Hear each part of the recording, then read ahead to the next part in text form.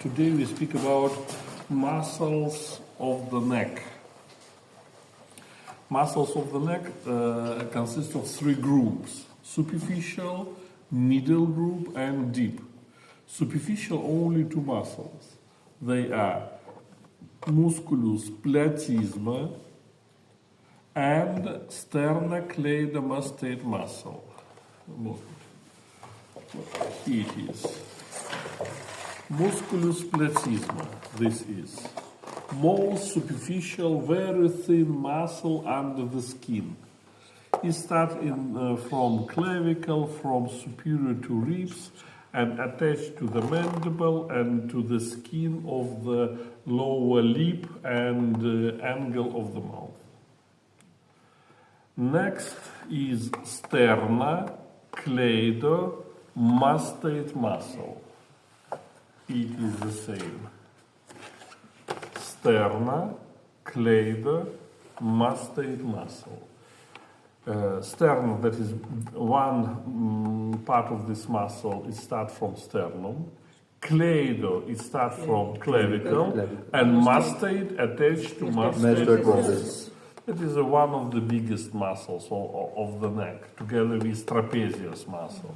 Trapezius, it is on the back, and sternocleidomastoid muscle in front. That is large muscle, and it's participate in flexion of cervical department of vertebral column and extension in atlanto-occipital joint. They are superficial, platysma and sternocleidomastoid muscle. Now middle group. Middle group of muscles consist of muscles below of hyoid bone and muscles above of hyoid bone, that is hyoid bone. Below of hyoid bone, look here, what is this bone? That is sternum. That is why name of this muscle is sternohyoid muscle, musculus sternohyoidus. Below from this muscle, we have sternothyroid muscle because it's attached to thyroid cartilage of the larynx. Sternothyroid muscle.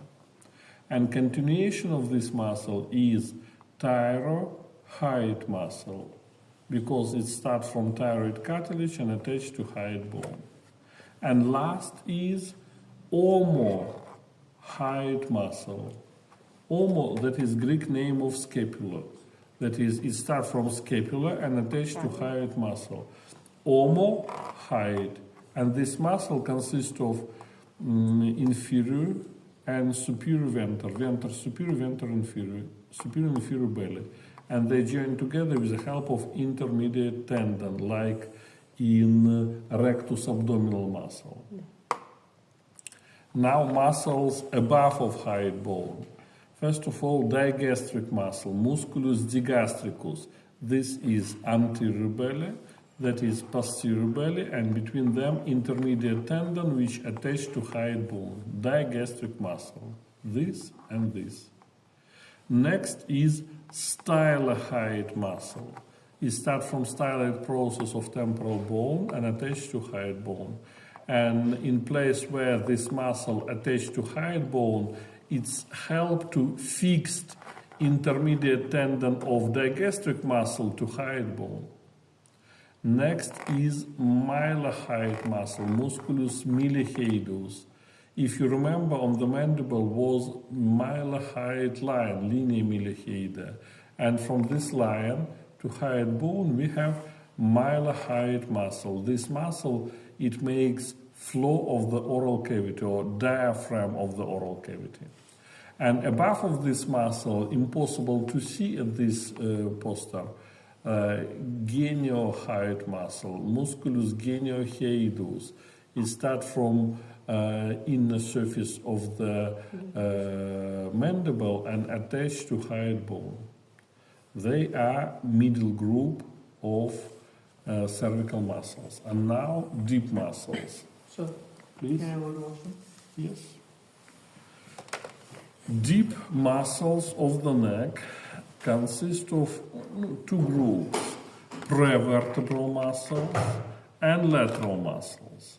Prevertebral are long muscle of the neck, musculus longus colli, and long muscle of the head, musculus longus capitis, and two rectus muscles, musculus rectus capitis anterior and musculus rectus capitis lateralis, anterior and lateral rectus muscles of the head. Longus colli, rectus capitis anterior and lateral, all of them participate in flexion or in Atlanta occipital joint, and long muscle of the neck participate in flexion of cervical department of vertebral column. And these three muscles, lateral muscles of the neck, they are scalenus muscles. Musculus scalenus anterior, musculus scalenus medius, and musculus scalenus posterior.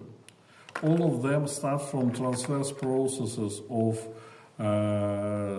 cervical vertebrae, transverse processes of upper six cervical vertebrae, and anterior scalenus muscle attached to the first rib at the same tubercle, tuberculum musculus scaleni anterioris. Medial scalenus muscles attached to first rib behind of groove of subclavian artery, and posterior scalenus muscle attached to the second rib. They move ribs in time of inspiration and move neck to the right or to the left, to the laterally flexion to the right and to the left.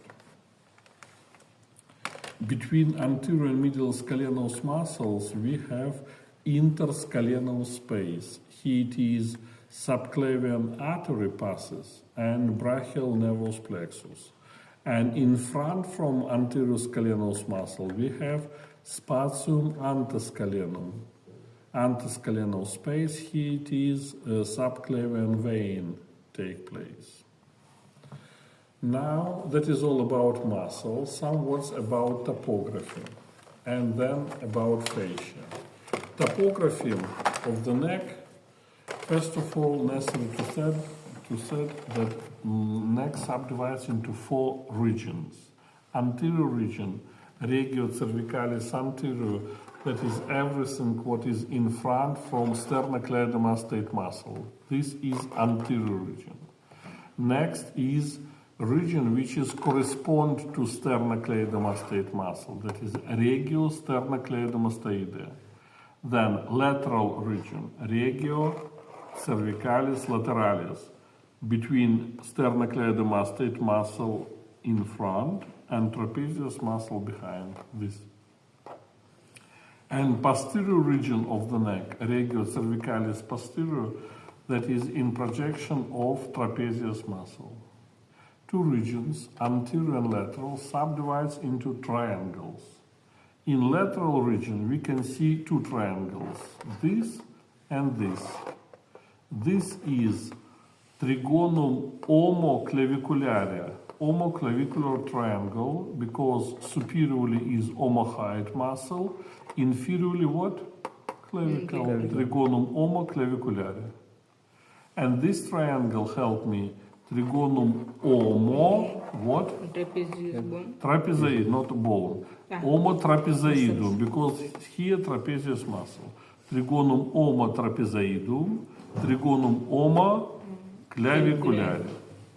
Next, here it is omohyoid muscle, and here it is larynx, and then it continues into trachea. Trigonum omotracheale, that is triangle between omohyoid muscle, trachea, and sternocleidomastoid muscle behind. This is carotid triangle, trigonum caroticum, because common carotid artery, it passes through this triangle. Anteriorly, that is omohyoid muscle, posteriorly sternocleidomastoid muscle, and superiorly digastric muscle. Next triangle is submandibular triangle, trigonum submandibulare, between anterior and posterior belly of digastric muscle and mandible. And last triangle, that is lingual triangle, or Pyragov's triangle, lingual.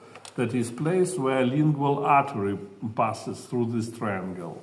Anterior wall, that is mylohyoid muscle. Posterior wall, that is posterior belly of digastric muscle.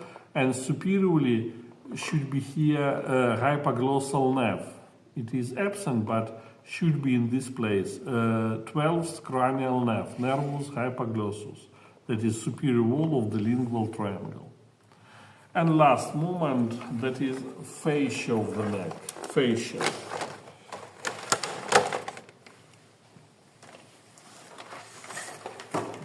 Have you got a piece of paper or copybook, please?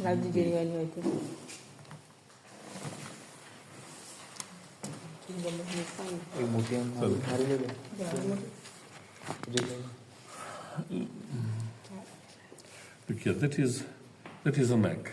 That is a neck. Oh, for example, skin of the neck, horizontal section. Try to recognize what I draw now.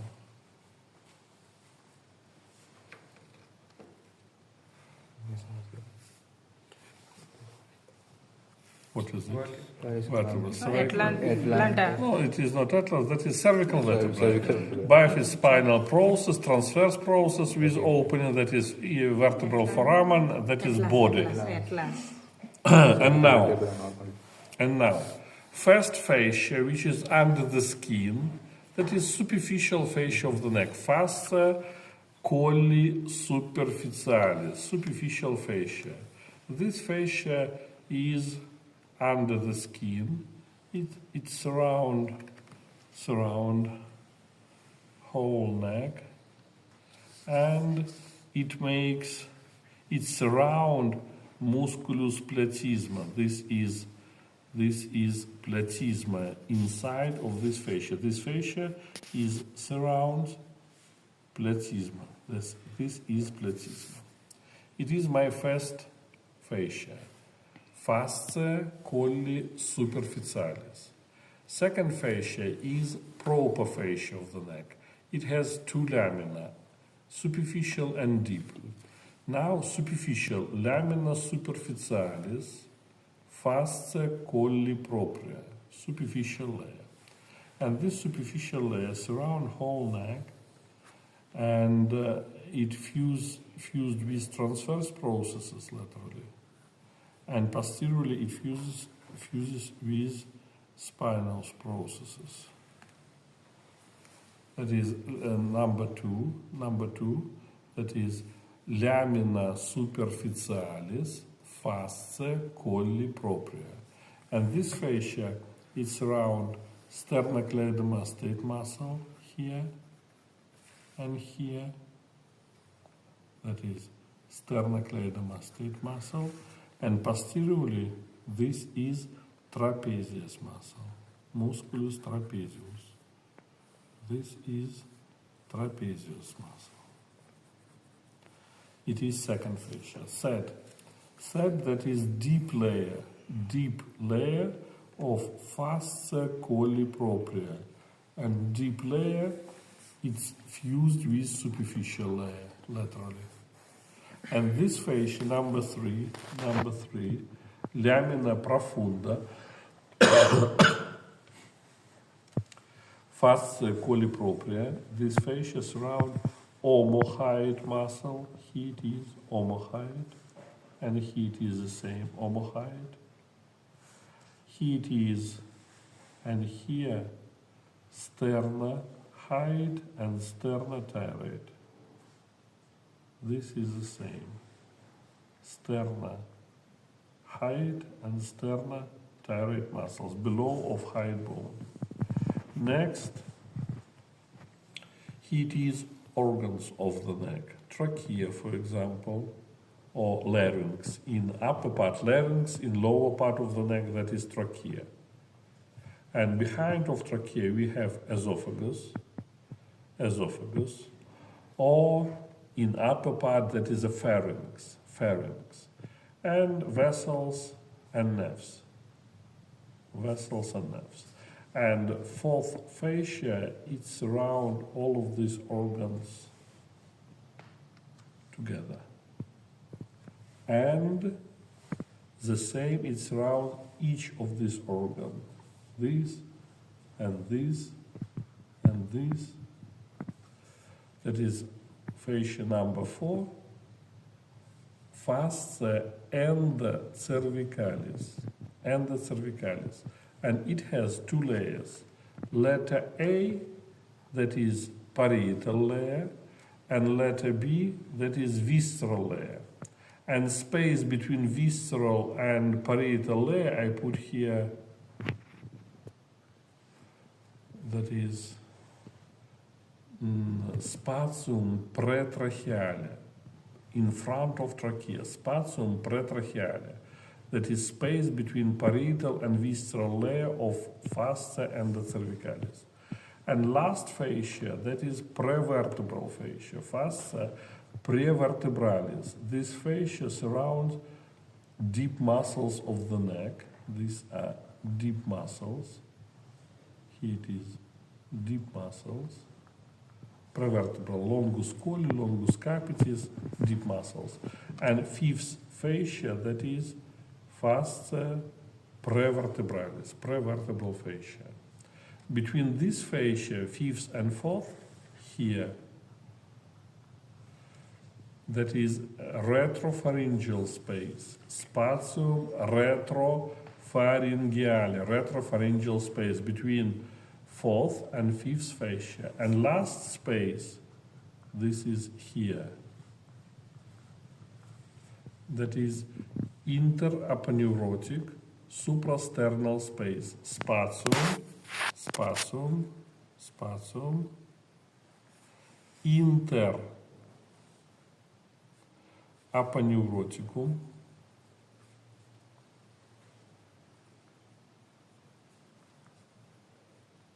suprasternale,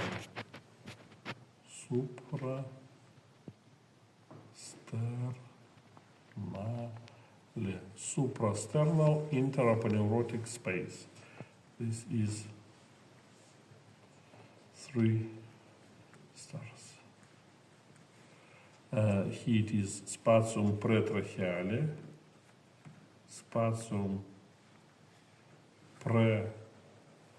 pretracheale, and this is spatium